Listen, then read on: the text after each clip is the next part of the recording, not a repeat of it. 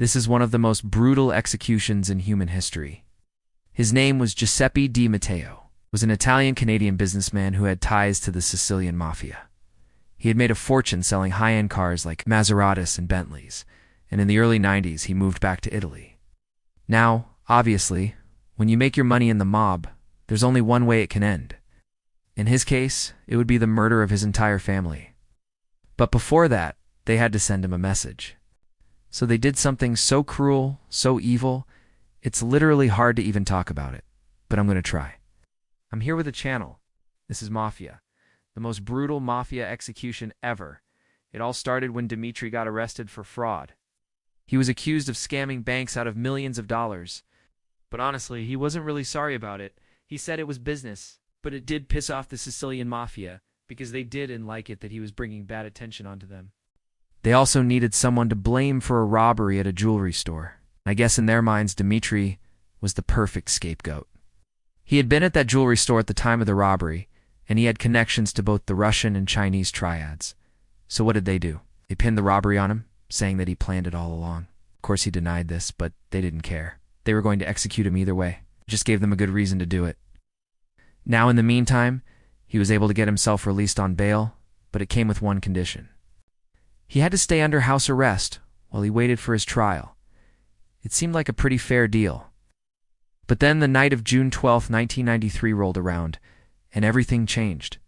Right after sunset, 4 men showed up to his house in Via del Vin, which is actually where the story gets crazy. Because these weren't just some random dudes, they were members of the Santa Paula Mafia clan. It's one of the most powerful clans in all of Sicily.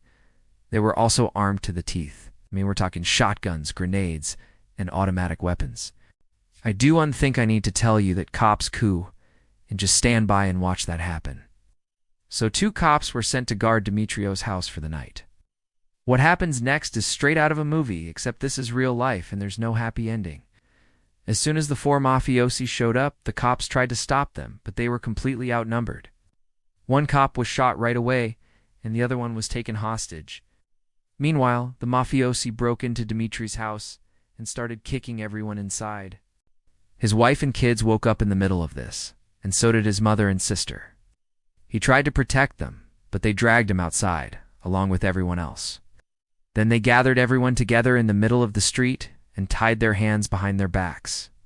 But they didn't blindfold them or cover their eyes or anything, like they wanted everyone to see what happened next. But first, they brought out the hostages from the house, including the cop, and they lined them up. This is where things get a little bit fuzzy, because there are multiple conflicting reports of what happened next. Some say that the mafiosi executed all 5 people right away. Others claim that they only killed 3 of them, but in front of their families. Either way, the victims were shot at close range with shotguns. I can't even imagine the sound of that. One by one, the life drains out of each victim, and they collapse to the ground. I mean, you've seen a lot of violent stuff on this channel, but honestly, I'd rather not even describe what happened next because it's so insane. Let's just say if you want to avoid nightmares, it's best to skip ahead to this part of the video. Let's just say that those who survived the initial attack were definitely not kept alive for long. Maybe you want to take a minute to say a prayer for the victims, or maybe you want to pray that whatever horrible thing you're doing never catches up to you. Okay, welcome back. I hope you're ready for the details, because there's no easy way to put this. After executing all of Dimitri's relatives, the mobsters took his body along with the bodies of his mother, sister, and wife, and brought them back to his house. I mean, I'm assuming that they brought the bodies back to the house because they're no way they were gone. Nah, bury them, in the backyard or something. And as you'll soon see, they didn't just want to hide the bodies, they wanted everyone to find them. But first, they went back to the street and they dragged the hostage cop over to the sidewalk. They started beating him, asking him things like, "Why didn't you shoot us?" When he told them that he couldn't, they executed him right there. Later on, his body would be found with 26 bullet holes in him. Can you imagine getting shot 26 times? Then the mafiosi went back to the house and they began dismembering the bodies with saws and knives. Obviously, this took a long time, so they took a break to go have some fun. They used the same guns that they used to kill the victims to spray paint messages on the walls. These included phrases like, "This is how we do things around here, and no one can stop us." They also drew pictures of tombstones, skulls, snakes, and even wrote out names of rival families that they wanted to send a message to. But one of the most infamous messages read, "Thank you for the war." What was that in reference to? Well, recently, there had been a war between the Sicilian Mafia and the police. It was the worst outbreak of Mafia violence since World War II, and it was pretty brutal on both sides. Cops were being assassinated, and the Mafia was losing lots of members. So I guess this message was like a reminder of who was boss. And speaking of bosses, one of the bosses of the Santa Paula clan, Tito Rina, was watching this whole thing go down. He showed up late, and he didn't stick around for long, but it makes you wonder why. Why would he let his men do all this? What do you think he was thinking when he saw them do it? Honestly, it's hard to say. It could be that he felt nothing because he's a psychopath. Or maybe he was just looking out for himself. At the end of the day, he knew that he might be next. Alright, so now let's get back to the execution. Eventually, the Mafia finished carving up the bodies. It took hours. So they decided to take a break, and they left the house. They even left the door open, as if they were inviting people to come inside and check it out for themselves. I am sure there were people walking past that house that night who had no idea what was going on inside. They probably thought, wow, that house must be a dump. Look how dirty it is. Yeah, it was dirty, but I doubt they would have realized that it was covered in blood and guts.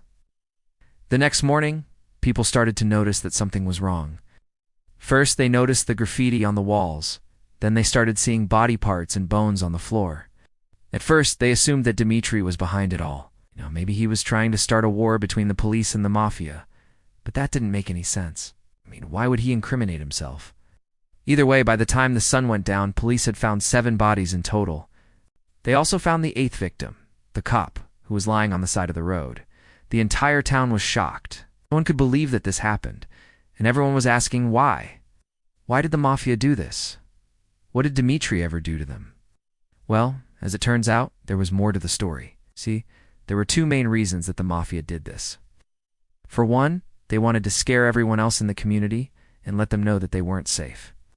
But the second reason was much more personal. One of Dimitri's relatives had snuck out of the house during the chaos and ran to a neighbor's house. She told the neighbor everything that she saw and asked her to call the police. So when the Mafia left the next morning, that neighbor immediately called the police. They didn't get there in time to save anyone, but they did find the bodies. So in a way, the Mafia executed Dimitri's family because one of them ratted them out. And it's a good thing that they didn't find that traitor, because if they did, she wouldn't have survived the night. Do you think the Mafia got away with what they did? Let me know in the comments below. While you're at it, hit that subscribe button because I'm just getting started. Also, be sure to check out these videos, which I think you'll like. They're pretty crazy. Thanks for watching. I'll see you next time.